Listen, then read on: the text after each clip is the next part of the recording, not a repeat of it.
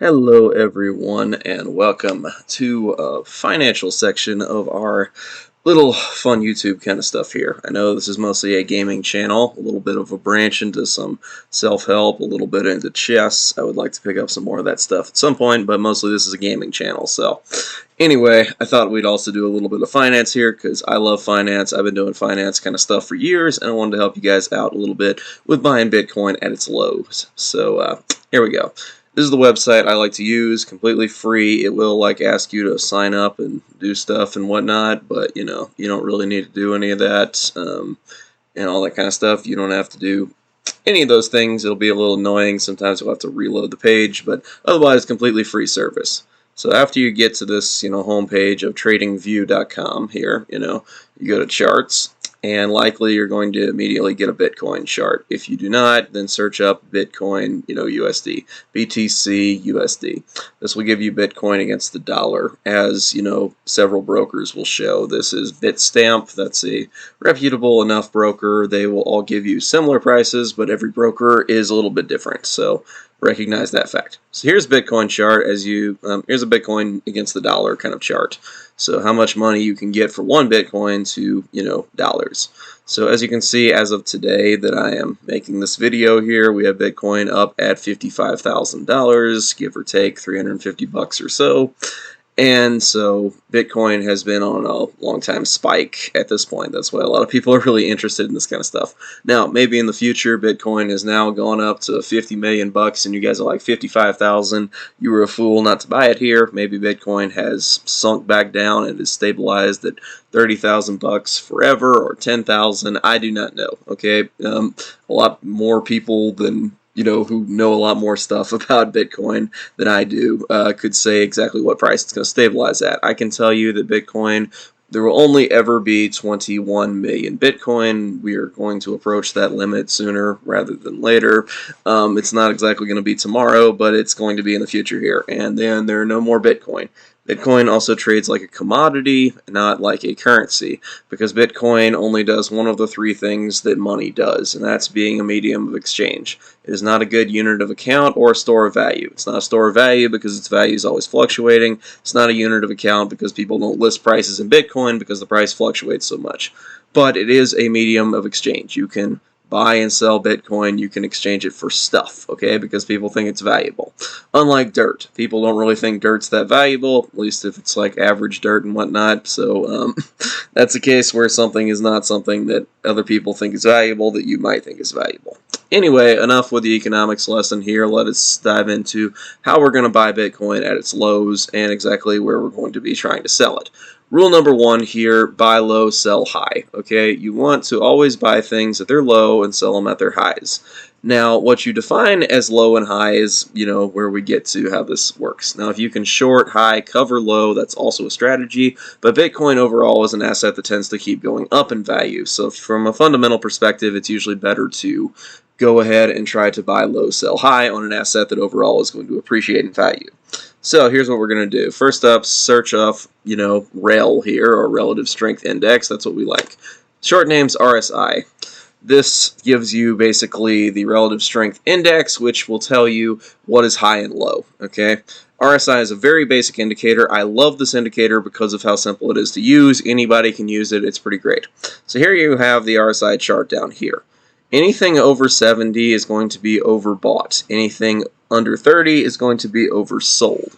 So here's how this works basically. If RSI hits 100, every single bit of Bitcoin has been bought, okay? Like all of it's been bought and there's nobody selling it, okay? And so thus basically if, price only has to go down from there because it can't go up anymore.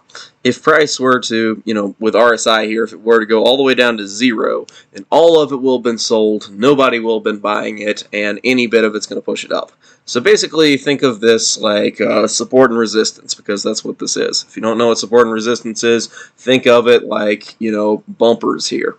If you go all the way up to the top, you hit a bumper and bounce back down. You go all the way down to the bottom, you hit a bumper and bump back up. Now, the normal numbers that work best for RSI are 30 and 70, which are highlighted highlighted on this chart because of that. So this is just naturally how RSI works and how people use it. So if you load up relative strength index, you will also get this. This is nothing special. Okay, so buy low, sell high. What we're going to be looking to do then is going to be buying below 30, okay? Now where you sell it, I will tell you, is up to you, but always go into plan. Always have a plan, basically, of where you're going to sell it before you buy it, okay?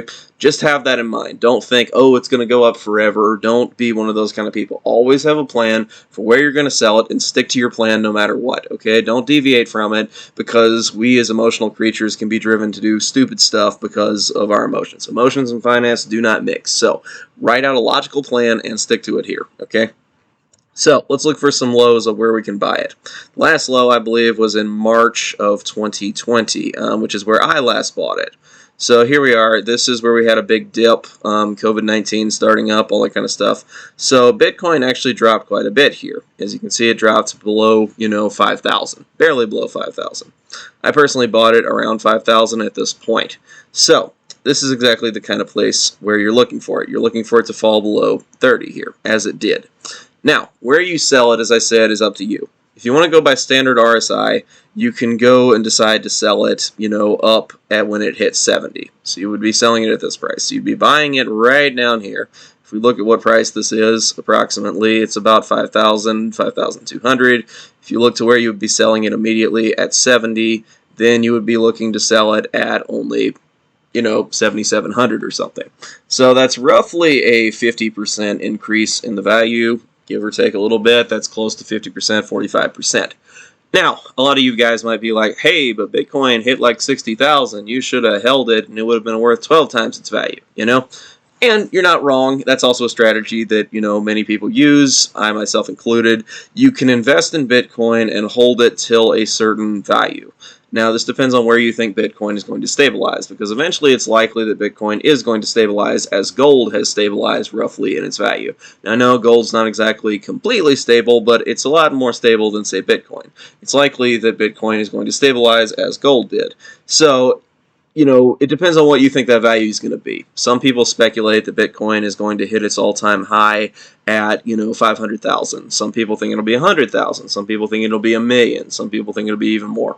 So I wouldn't think it's going to be 50 million. That's personally me. I would think that 100,000 seems quite reasonable. I think that 200,000, 250, even half a mil might seem reasonable. I think 1 million's a little bit high, but this is entirely my personal opinion, okay? So you guys might know a ton more about Bitcoin than I do about what it's likely to stabilize at based on the fundamentals and based on who's going to be able to come to the market and invest in it. I know a lot of the recent push up for Bitcoin has been the fact that a lot more funds have been able to invest in it, and that's been able to drive up the price, etc.